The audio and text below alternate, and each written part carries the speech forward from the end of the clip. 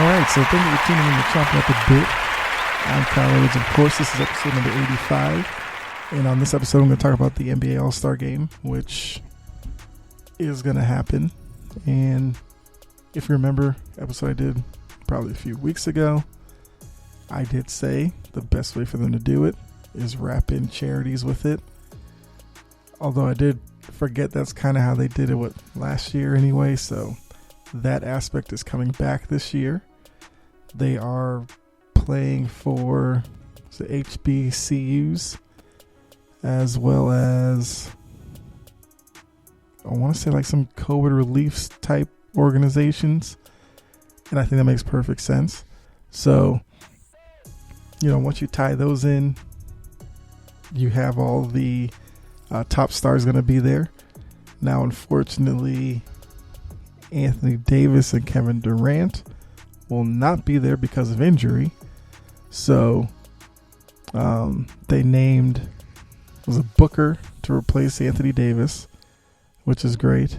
And then, so Durant announced, I guess it was reported today that Durant's out for the All-Star game.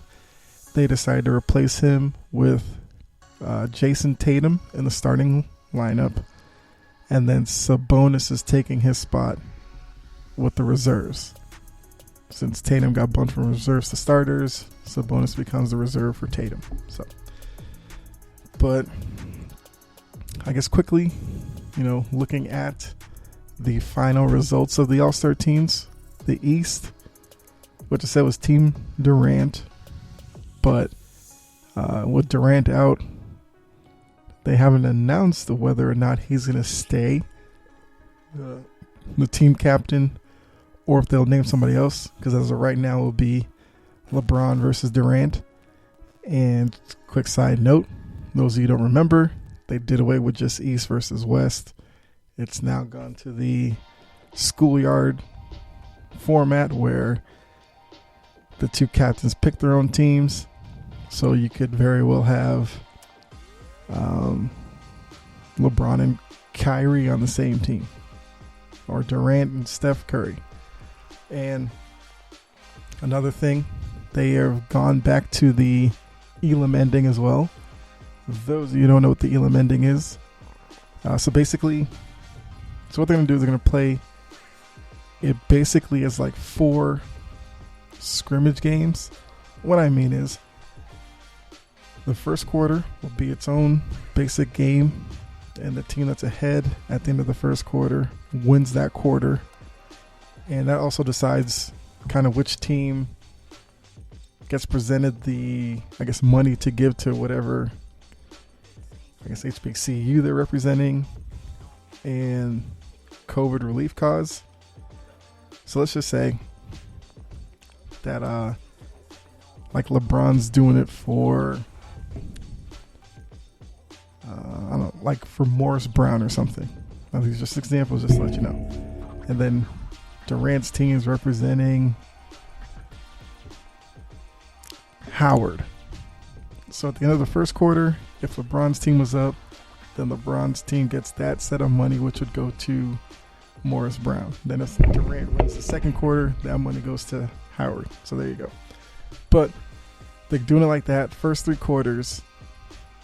But then after the 3 quarters, whichever team is up, like in the cumulative score, they'll take that number and add 24 to it.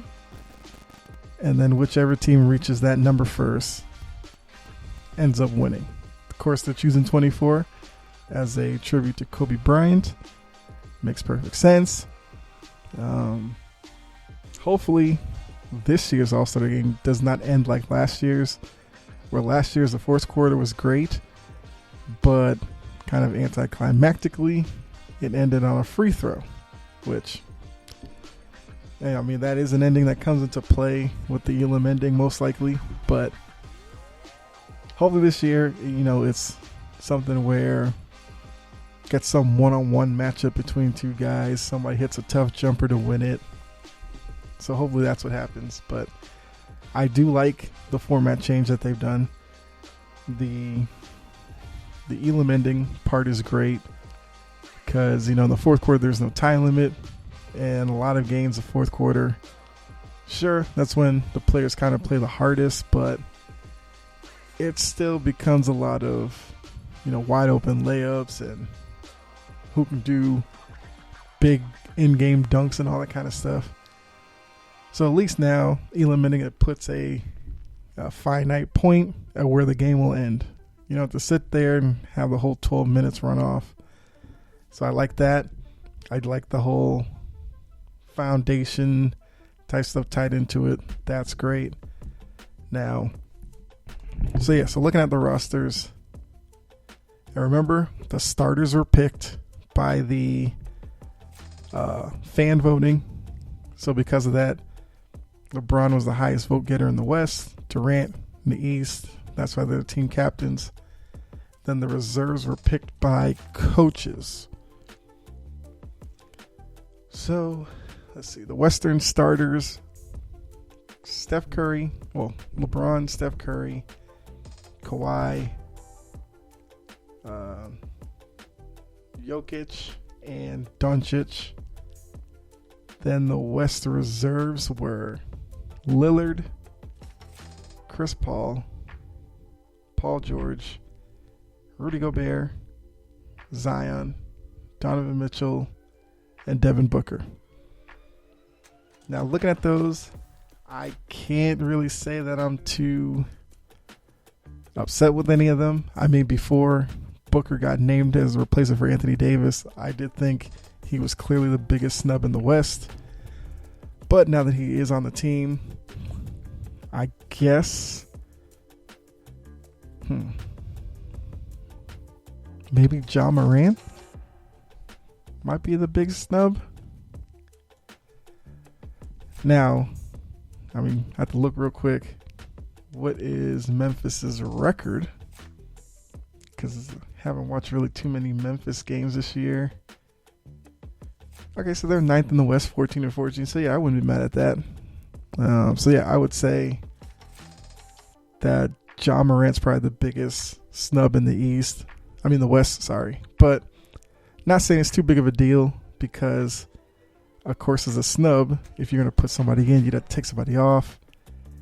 And there isn't really anybody in the West I could say.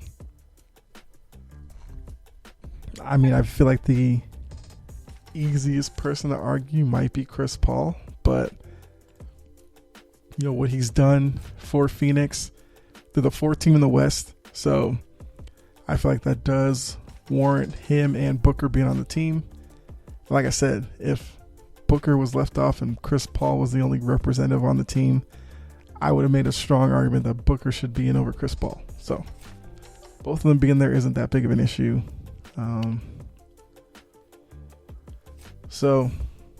Morant. I'm pretty sure Morant's putting up pretty decent numbers. He is basically the reason to watch the Memphis Grizzlies these days. He's the unquestioned leader. He's averaging, 19 points, about 8 assists. Yeah, that's decent numbers.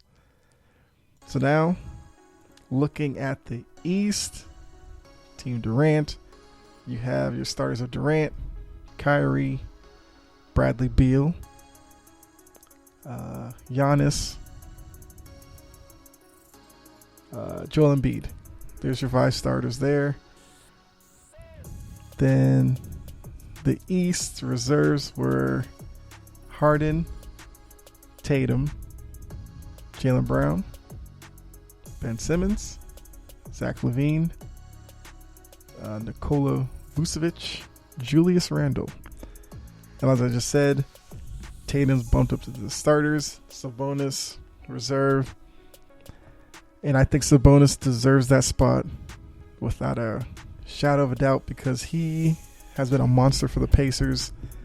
And the Pacers are sitting there, I believe they're like the 5 seed in the East. 4 seed. So I cheated them 1 spot. So they're the 4 seed in the East. Sabonis is definitely the most productive player on that team. I probably couldn't argue for anybody else from that team. and they definitely deserve to have somebody on the squad. Now, if you want to say maybe Brogdon, I guess only because Brogdon is a guard. That's probably what keeps him out. And by replacing Durant, you needed another forward, and I can't think of another big man who deserves it. So Sabonis, 21.5 points, basically 12 rebounds a game, and he's still giving you about 6 assists as a big man. And when you watch the Pacers play late, a lot of their offense runs through Sabonis because he's like his dad. Quick note there. If you don't know, Arvydas Sabonis, he was a guy who probably was better for his career playing overseas, but when he did come to the NBA, he was as dynamic with the ball in his hands. He could shoot the three. Great passer. Sabonis is the same way, although Sabonis doesn't really shoot the three as much. But yeah, you could definitely tell where he gets the skills from. And then outside of that, biggest snub, I'd probably say, I guess Trae Young.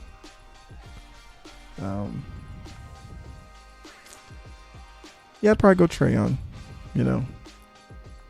Now, even though, if I do talk basketball, and since I do watch the Celtics and the Hawks a lot, being, from Boston, living in Atlanta, I feel like I'm probably more critical of Trae Young's game than, probably a lot of those, general fans are, because, with the Hawks, you'll see a lot of the highlights and stuff, and it's usually Trae Young shooting a deep three, or him making some flashy pass, a lob, something like that. And of course, my thing is, that's all good and well and everything, but it hasn't really led to real success for the team. Because even now, they would be in 11, which means they'd be outside of the play-in tournament. So it'd be another wasted year.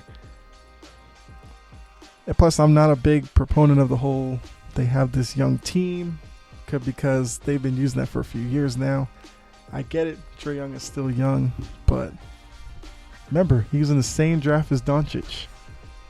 Doncic is leading his Mavericks team. Right now they're in 10th, but you look at last year, what Doncic did for Dallas. Trae Young has not done that for the Hawks, or even come close to that at any point in his career yet. So I think that's part of the reason why. Plus, I was not a fan of the Hawks trading Doncic for Trae Young, because once they did it, I knew exactly why they did it. They did it because Trae Young was more known over here, even though, if you watch them collegiately, wasn't that great of a team either. And he kind of just got his numbers while the team was not good at all. And I think because of that, they even got into the tournament his freshman year, and they were bounced in the first round. So I've kind of seen this act with him. So like I said, because the two of them were traded, I see Doncic and what he is right now, and seeing Trae Young, and I'm just like, Hawks once again, I feel like blew a decision that was right there in their lap. This is basically the whole Chris Paul thing all over again, where they drafted Sheldon Williams instead of him, and made no sense then. And this move made no sense to me either. But I digress. So I would say he's the biggest snub for the East. But so looking at the squads, the other aspect of the game, as I said before, it is no longer just East versus West. They are taking it out old school street ball style, doing it with the playground pick, and they've been doing it for the past couple of years. I like this switch. It's perfect. It creates intriguing matchups you may not get otherwise throughout the regular season, because depending on when certain teams go to certain cities, players may be out. At least here, you get those one-on-one matchups, because that's basically what the All-Star game is. It's one guy comes down with the ball, whoever wants to guard him steps up, they go at it, and then go down the other end, same thing. So looking at the two teams, I think I'll try to guess how the draft will go. I mean, it's subject to change, of course, because I still don't understand maybe Durant's involvement, whether or not he will just pick the team and then just not play, or if he's completely removed from it, then they promote somebody else as the team's captain. I don't know how they would do that. They'd probably do it off the voting. I don't know who had the second most votes in the East, but I'm guessing it's probably Giannis. So, all right, before I get into that, I am glad, though, that Bradley Beal finally got recognition, made the All-Star team finally. Same with Jaylen Brown. Glad to see that. Jaylen Brown's having a good year, even though my Celtics are pretty much,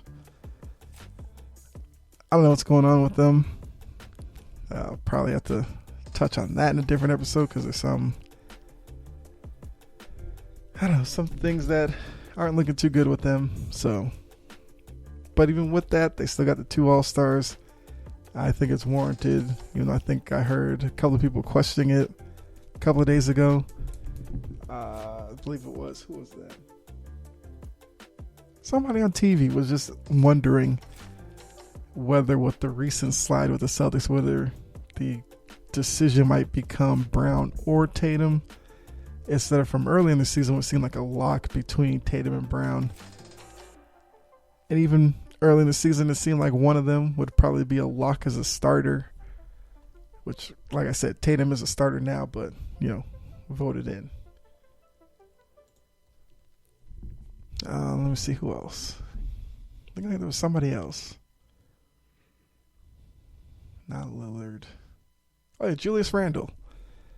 Now, even though the Knicks are, well, where are the Knicks right now? Okay, the Knicks are 6th in the East. Okay. But even though, the Knicks aren't top team in the East or anything, they don't have a great record. They're right around 500. I was glad to see that they did reward Julius Randle. I mean, I've seen the Knicks play a couple times, and each time I've seen them play, Julius Randle is unquestionably the best player on that team. And there's been several nights where I watched him, and, he's given other teams like 30 points easy. He's bullying dudes down low, taking guys off the dribble. He's hitting mid-range jump shots. He's hitting like the deep 2. He's hitting corner 3s. He's hitting 3s from the top. So, I mean, it seems like he's finally turned into that guy that, who drafted him? Was it the Lakers that drafted him originally? When he was coming out of Kentucky, and at Kentucky, he was that guy who did a little bit of everything. But once he got to LA, it seemed like they wanted to make him more of a low post guy, and that kind of takes away from his skill set. Because like I said, you put a big man on him on the wing, he's quick enough and shifty enough to dribble around them and get to the rim.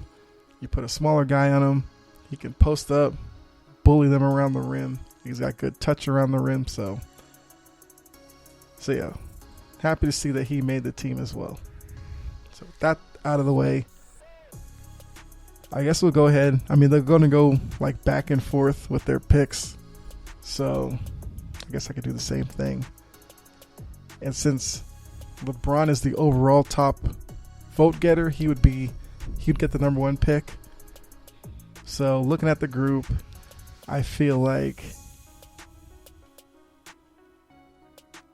so I guess, let me see. If I was in LeBron's shoes, who would I take number 1? I think another interesting aspect of this game, though, quickly, is because it's like a COVID-shortened year and they're only playing 72 games. This game's kind of wedged in with their week off. Even though the schedule's been crazy in the first half of the season already, they did release a second half schedule, which I haven't really looked at it yet, but that's for another episode. Kind of see where the marquee games are, all that kind of stuff. So I wonder if there's going to be some guys who, completely check out on this game and, kind of go through the motions just to take it for what it is. And who are going to be those guys who are going to really go after MVP and all that kind of stuff. So, I guess I'll keep track of these. Only because whenever the draft does happen, which I think is... because the All-Star games are in March. So that draft has to happen, I guess, pretty soon.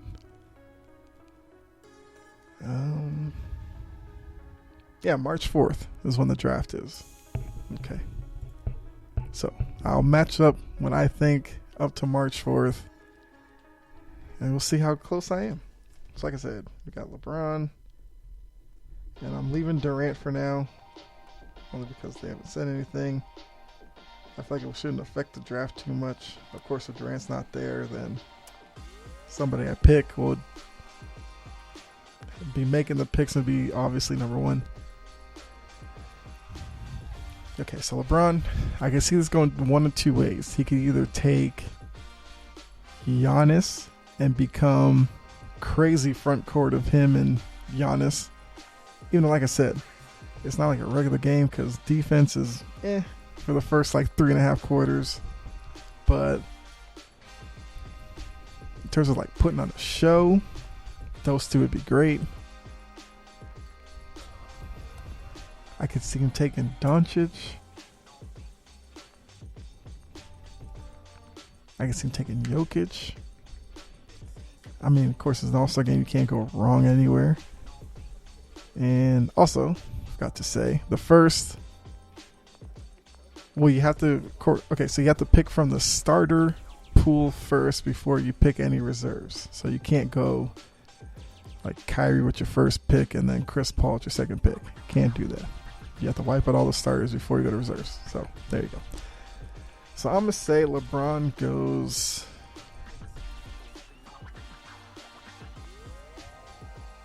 I want to say... oh, man, it's tough. I say he goes Doncic. Number one. That could be crazy, but yeah. I think Durant...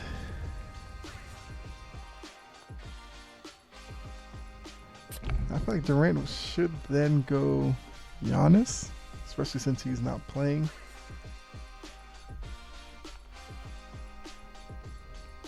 Also, I feel like since they've been doing this as well, it always seems like one team ends up with kind of the bigger guys, and then one team ends up with smaller guards. I don't get how that happens, but I'm going to try to avoid that.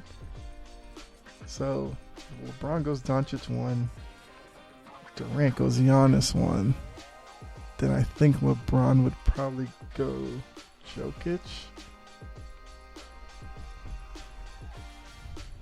Which, I mean, those three right there would be incredible to watch.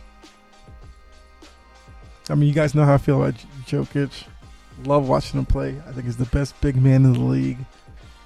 Only because he scores in the paint, shoots the three, rebounds, best passing big man. Defensively, he's all right. He will block some shots. Not the most athletic guy, but he puts up crazy stats. So, yeah, I'm a big fan of Jokic and Doncic as well. So, Joker to LeBron. I think Durant after that would probably take Curry. So I mean, it's remarkable with Curry as well. After missing last year with the hand injury, and he's come out this year. He's had what, like a 48-point game or something. He did struggle a little early on shooting the threes, kind of up and down, but I mean, he's been a big threat out in Golden State, and it's because of him why Golden State is number 7 in the West right now. Now, I think when I did my NBA predictions, I had Golden State finishing around 8th, and that's because I knew it was going to be tough with defenses like solely defending Curry with no Klay Thompson out there. Oubre has helped, but Oubre struggled early on. And you can see now with Oubre being more of the slasher, not actually knocking down threes now, it has really helped that offense. Draymond Green coming back has helped them as well. Wiggins, I mean, Andrew Wiggins is playing, I guess I would say, pretty well for Golden State. So they are definitely a team to watch to see what happens with them in the second half of the season. But yeah, I'd go Curry too. Let's see. So we got LeBron, Jokic, Doncic. So he could go guard, big man. I think he'd go with Kawhi. Yeah. I mean, we've seen this again. Kawhi, the Clippers. Clippers are doing well.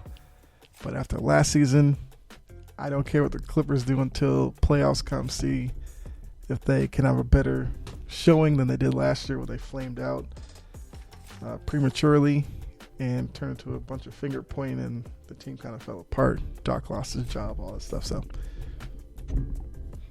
So Durant sitting there. LeBron goes with Kawhi.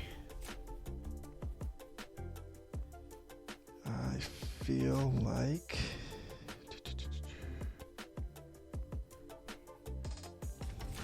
I think Durant would go Bradley Beal.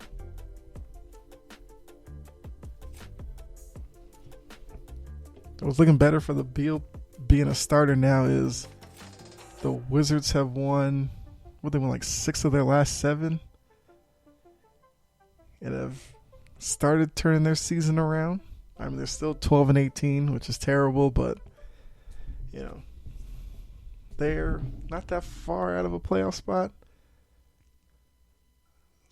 They are 2 games out of the play-in game. So, I mean, just going 6-7, 6 out of 7 past week plus has turned them into bottom feeding in the East to right there on the outside of the play-in game. And if they can continue it to start the second half, maybe they get comfortably into the playoffs, and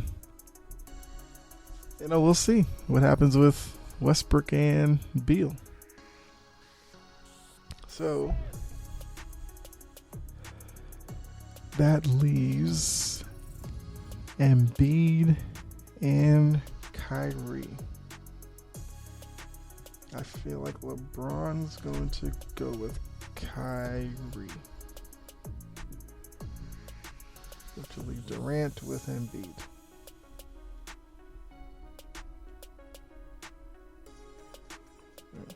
So LeBron and Kyrie can recreate that Cleveland connection. Durant gets Embiid, which I mean gives him a big man to at least go with Jokic. That's pretty evenly split starting lineup. And of course, Durant becomes Tatum anyway. So I guess that would kind of change how I would draft them. We'll just leave it like that for now. Just for what it is, So let's say LeBron, Doncic, Jokic, Kawhi, Kyrie. I guess I would say, I guess your backcourt would be Kyrie, Doncic. Front court, Kawhi, LeBron, Jokic. East, you'd have Curry and Beal in the backcourt. Front court of Tatum, Giannis, and Embiid. Pretty even there. And now the reserves. So LeBron gets first pick on the reserves as well. I believe they do it that way. I don't think they switch it. I'm going off the fact that LeBron's going to pick first again.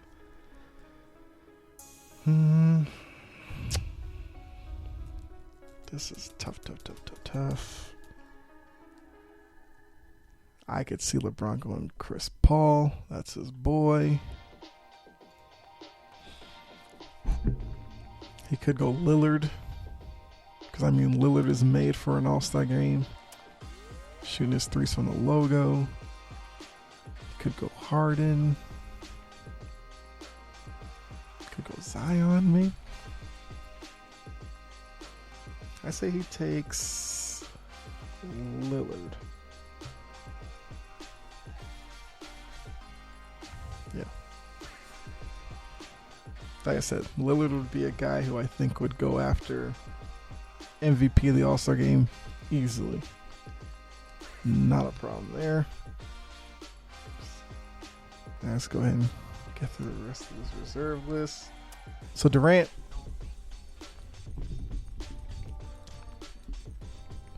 could take his teammate Harden because he already lost Kyrie to LeBron in the starter pool. Figured he had to show love to his boys. So yeah, I think he takes Harden.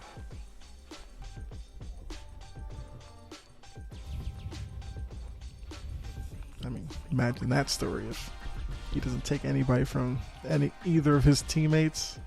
It wouldn't be a big deal, but it'd be something to write about. So now, going back to LeBron.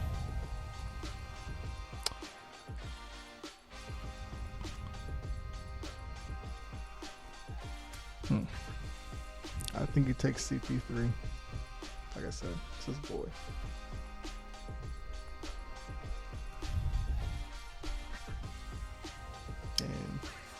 And yeah, you have to give it to Chris Paul. I am one who can find a lot of faults with Chris Paul, but he's helped turn around Phoenix.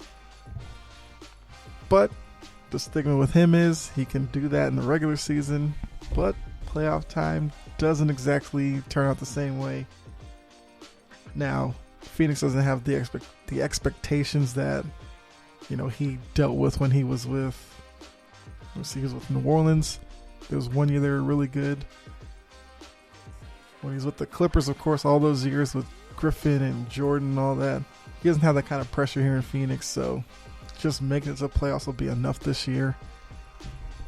But would be interested to see if he can get them.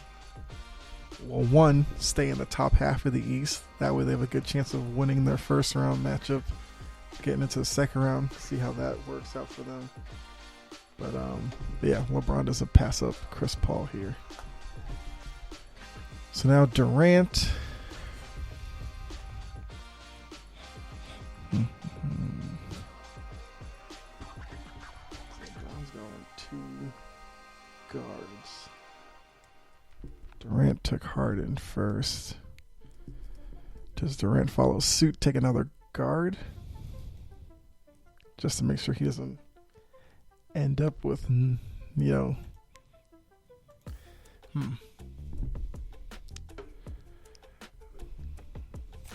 I could see Durant going Paul George, kind of mixing in with the rest of, do a Tatum, Beal.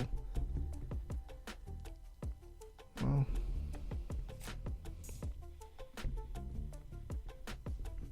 I'm looking at how the teams are shaping up right now. Harden.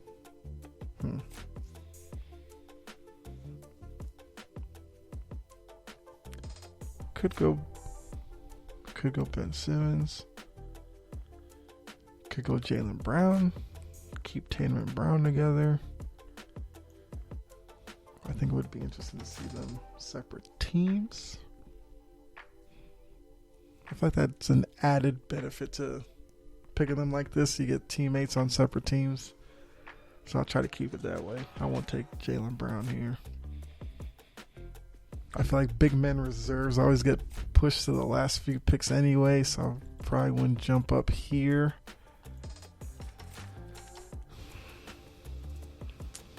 You know what? I'd say he takes Zion there.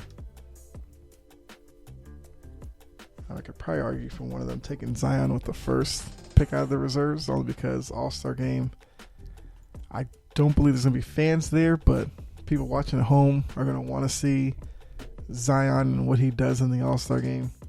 So I'd go Zion there. And then back to LeBron. So he took Lillard, CP3. Could go Paul George. Maybe Booker. No, because he has Chris Paul. I'm trying to keep teammates separate. You know, good chance one of the set of teammates is going to end up on the same team. Go Bear.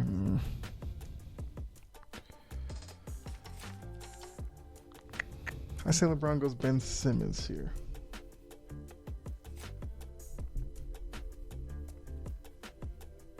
Yeah. And, I mean, Ben Simmons' lack of ability to shoot doesn't matter in the All-Star game because nobody cares. So, that works well. I mean,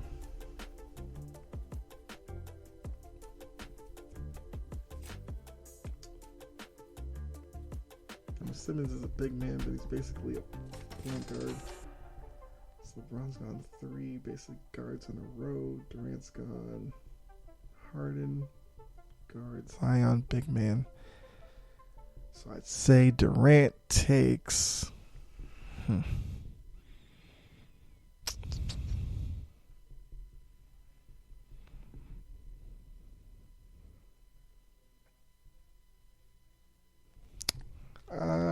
Durant takes, I'd say Paul George. Yeah. PG.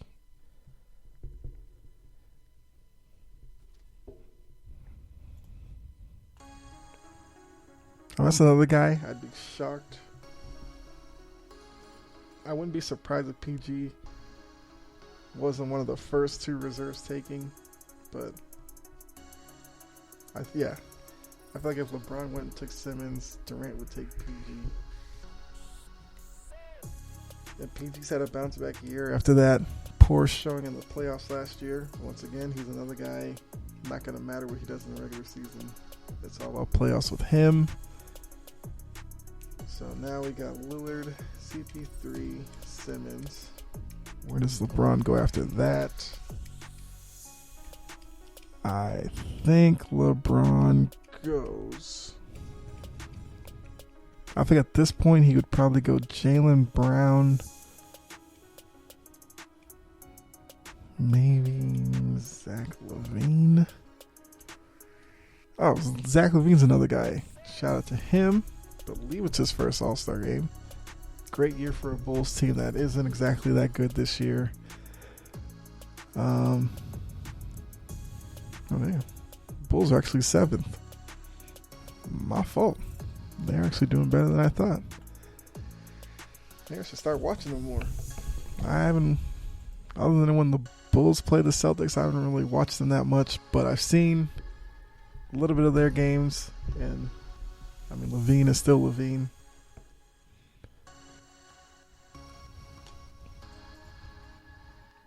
I'd love to see him in the dunk contest. He kind of said he retired from that a couple of years ago. But you never know. So,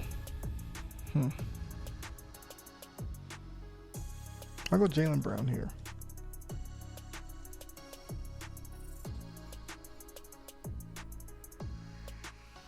Yeah. You know how I feel about him. He's a Celtic, so love his game. Definitely in the mix for, was it most improved? Kind of hit a slump, like I said, past week and a half or so, but I do think that's something that's going to happen with a lot of these teams. There's going to be like a week or so where teams kind of fall off a little bit, and as long as these teams don't like overreact to it, I wouldn't really sweat it. I said this weeks ago. I think with these teams, it doesn't really matter where they finish because it's going to be the team who can get through this with the least amount of like positive tests and guys missing games for that will end up winning it all this year. So, I mean, if you have to sit out a couple of guys here and there just to make sure that they are fresh for the end of the year in the playoffs, that's fine. Because like I said, even with the schedule where it's like game every other night, basically, you'll start seeing some of that. Or if guys are playing, they'll play at reduced minutes. So, Jaylen Brown here, who sneaky could be a good all-star game type player because he's a guy who will look to dunk a lot, put on a show that way. He's shown this year he can shoot the three. I wouldn't be surprised if he's one of those guys who actually tries to play a little bit of defense early on in the game. So, and then again, he could be a guy who gets kind of lost in the shuffle. You just see him for a couple of minutes, and then that's about it. We kind of get that every year as well, too. So, taking Brown, got Durant. I think at this point, Durant would have to go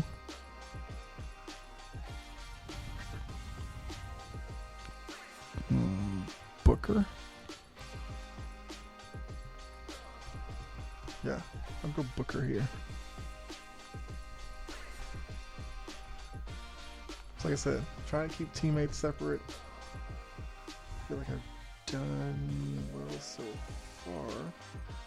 Yeah. And Booker, another guy. I mean, he may just shoot a bunch of threes, so we'll have to see. So now we're coming down to LeBron again. He's got Lillard, CP3, Simmons, Brown. He might go big at this point.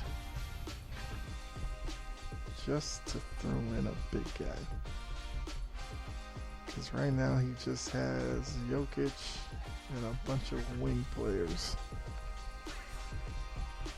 So if he's going to go big, that means you're looking at Gobert. Like I said, Zion's already gone. So basically Gobert, Vucevic, Randall. Gotta go Gobert. That's an easy pick. Gobert. I mean, Gobert's probably going to catch 20 lobs within the first, quarter and a half. So, of course, I'm exaggerating because I don't get that much, but he'll probably catch like 5 or 6 lobs. May block a shot or two. You never know.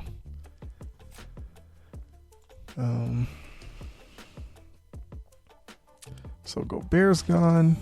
We're basically left with... Oh man, I forgot Sabonis because Sabonis replaces Tatum.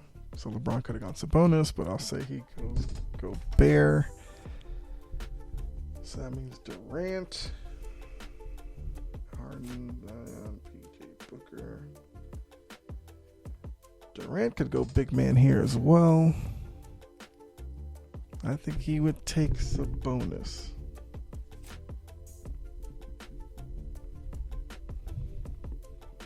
As I said before, Sabonis, great year for Indiana.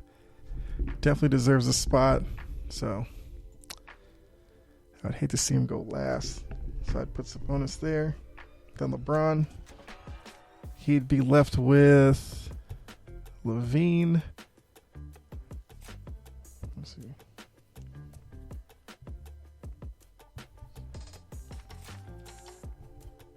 So he gets 2 more. Yeah, so you're left with Levine, Vucevic, Randall, Donovan Mitchell.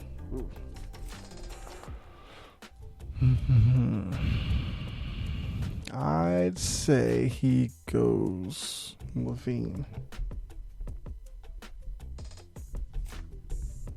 And because of that, Durant takes Mitchell as the last small guy. Like I said, kept Mitchell and Gobert apart. We'll have to see if this even comes close to what they actually do.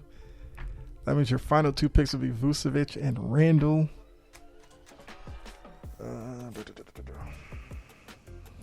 I think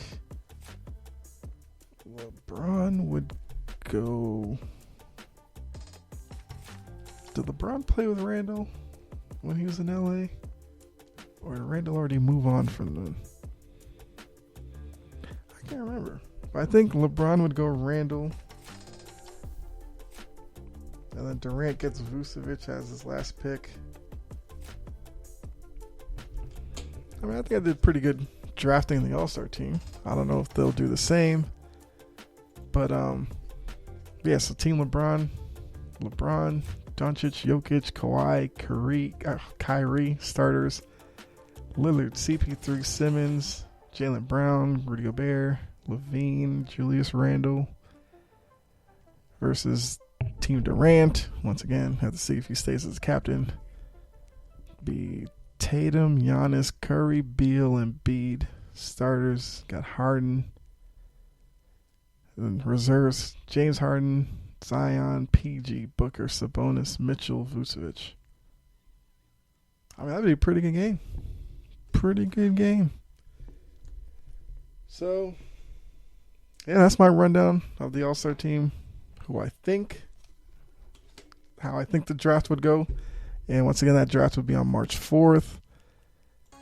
Of course, once the draft happens, I'll come back and see how close I was. I think March 4th is the last day of the first half of the schedule, because I believe they're off March 5th through the 10th, I think.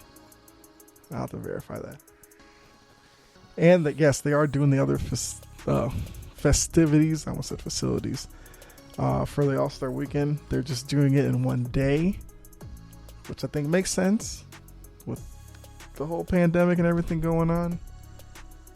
Let these players get in one day, do all they got to do, go back home, rest up, second half of the season. So the schedule is, how does it go? Is it the Skills Challenge first at like 6 o'clock? 3-point contest will be right before the game, which 3-point contest is pretty much the best thing of the weekend. I can't wait to hear who they announce the participants for all of that. And then they'll play the first half of the All-Star game, do the dunk contest at halftime. Interested to see how that's received by people. I mean, they would probably have to make sure they get a good roster of dunkers, because you're going to put it at halftime. The last thing people want to see is a trash dunk contest. Now, I get it. Most dunks kind of been done at this point, but I mean, who cares? I mean, at this point, it's more about putting flair on dunks, so let's see how creative some of these guys can get. Then, of course, you have the second half of the All-Star game, and there goes your All-Star weekend in a day. So, there you are. Ran through my team. I have it written down. I'm going to make sure when they do the draft, I will come on here, let you know how close I was, how many picks I got right. So, as I always say, you can head on over to Twitter, follow the show at Chompin Podcast, all one word, of course. Let me know if you agree with my list, if you think I'm crazy, or if you think I'm just completely off. Let me know. And then you can tell me who you think LeBron and Durant would pick. Fine, you can do that there as well. You can also follow the show on Facebook at Chompin' at the Bit. Got a Facebook page. Follow there. But wherever you are listening, definitely hit the like button. You can subscribe, follow, leave a review, do whatever makes you feel good. Let me know what you like, what you don't like. You can give me suggestions on topics you want me to talk about. If there's some sports you want me to talk about, you can let me know as well. Like I said several times, I watch pretty much everything, so pretty sure I can have an opinion on anything. But yeah, so hope you enjoy your evening, morning, your day, night, whatever, whenever you're listening to this. But yes, so have a good one. Be safe out there. God bless, of course, and I will catch you in the next episode, which I'm not really sure what I'll talk about yet, but it will be something good. So, all right, I'll catch you then.